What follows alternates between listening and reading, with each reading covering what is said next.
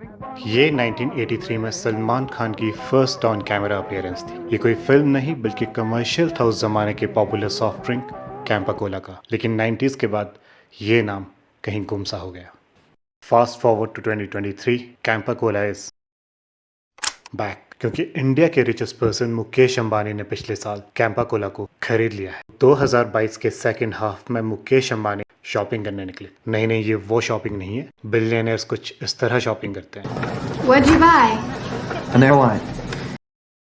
तो मुकेश अंबानी ने 22 करोड़ में कैंपा कोला को खरीद लिया और 2023 में गुजरात के इरेटेड ड्रिंक सोसियो में भी 50% स्टेक रिलायंस की रिटेल आर्म ने एक्वायर कर लिया। तो यहाँ एक ब्रांड है जो 80s में सलमान खान को प्रमोशन के लिए यूज कर रहा था। और अगर इनके कमर्शियल का स्टाइल, इसकी वाइब और प्रोडक्शन वैल्यू देखे तो मुझे तो आज के कमर्शियल से ज्यादा सही लग रहा है। रियल लोकेशंस पर अंडर वाटर शूट किया गया था ये टीवीसी। कहने का मतलब है कि ऐसा ब्रांड आज सिर्फ 22 करोड़ में बिक गया। तो कैंपा कोला की ये हालत कैसे हुई? तो इसकी एक ब्रीफ हिस्ट्री देख लेते हैं।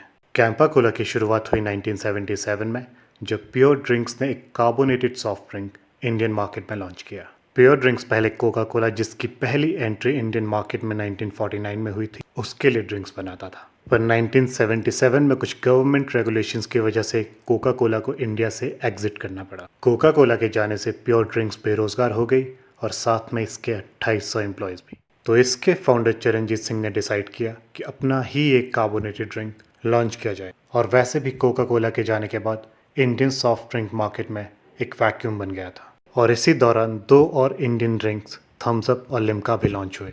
80s में कैंपा कोला इंडिया में एक पॉपुलर ब्रांड था, पर मार्केट लीडर था थम्स अप। इंडियन मार्केट में इस दौरान थम्स अप की नियरली मोनोपोली थी।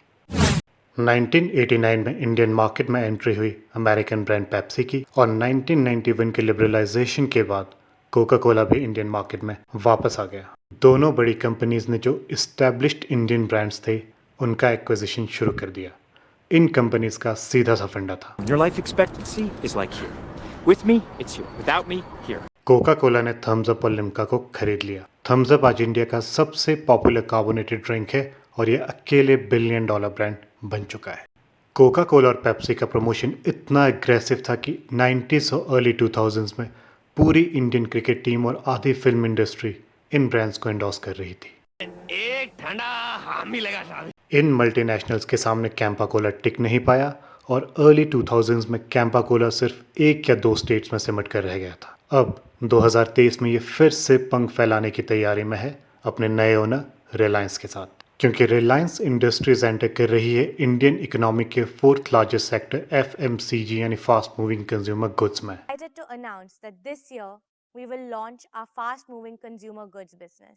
क्योंकि अब गर्मियां आ रही है तो रीलॉन्च्ड कैंपा कोला भी रिलायंस स्टोर्स और जियो मार्ट पर बिकना शुरू हो चुका है। तो जियो के केस में हमने देखा था कि एक प्राइस वॉर शुरू हो गया था जियो और बाकी टेलीकॉम ऑपरेटर्स के बीच। कोला में भी रिलायंस की एंट्री के साथ असर दिखना शुरू हो चुका है। बिजनेस स्टैंडर्ड की रिपोर्ट के अनुसार कोका कोला ने 3 स्टेट्स तेलंगाना, MP और महाराष्ट्र में कोक की 200 ml पेट बॉटल का प्राइस 15 रुपये से 10 रुपये कर दिया है, जो 33% का प्राइस कट है।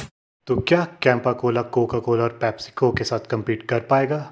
पिछले कुछ सालों से carbonated soft drink category stagnant है इन टर्म्स ऑफ ग्रोथ और इसका सबसे बड़ा कारण है लोगों की बढ़ती हुई हेल्थ अवेयरनेस। और आज के टाइम पे ये कोई सीक्रेट नहीं है कि सॉफ्ट ड्रिंक्स हेल्थ के लिए अच्छे नहीं है, लेकिन जितने हेल्थ कॉन्शियस लोग हैं ना, उससे ज्यादा हेल्थ अनकॉन्शियस लोग हैं। एक रिपोर्ट के अनुसार इंडिया का पर कैपिटा कंजम्पशन 44 बॉटल्स है। US और मैक्सिको का कंजम्पशन है ऑलमोस्ट 1500 बॉटल्स और ब्राज़ील जो एक डेवलपिंग कंट्री है उसका एनुअल कंजम्पशन है 537 बॉटल्स। तो इंडिया का पर कैपिटा कंजम्पशन अभी भी मैच्योर्ड मार्केट से बहुत कम है। क्योंकि इंडिया एक प्राइस सेंसिटिव मार्केट है, तो अगर लोअर प्राइस पॉइंट पर एक ब्रांडेड ड्रिंक आता है तो एक बड़ी पॉपुलेशन जिसका अभी तक करंट प्राइस पॉइंट पर कंजम्पशन नहीं था या कम था, वो सेगमेंट ग्रो कर सकता है। और पिछले कुछ समय से इंडिया की ग्रोथ स्टोरी के साथ होम ग्रोन ब्रांड्स की तरफ लोगों का रुझान बढ़ गया है। एक नेशनलिस्टिक सेंटिमेंट लोकल ब्रांड्स को मदद कर रहा है। बाकी रिलायंस की सप्लाई चेन,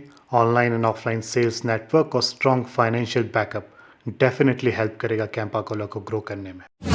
एक और चीज़ जो मेरे ओपिनियन में रिलायंस को करनी चाहिए वो ये है कि सलमान खान को एज ब्रांड एम्बेसडर वापस लाना चाहिए। सलमान खान का सबसे पहला ब्रांड एंडोर्समेंट कैंपा कोला ही था उसके बाद भाई अपने करियर में दुनिया भर का माल बेच चुके हैं इन कोला कंपनीज का, क्योंकि ब्रांड लॉयल्टी तो भाई की भी नहीं है, लेकिन फिर भी उनके ब्रांड से जुड़ने से एक अच्छा पुश मिलेगा कैंपा कोला को।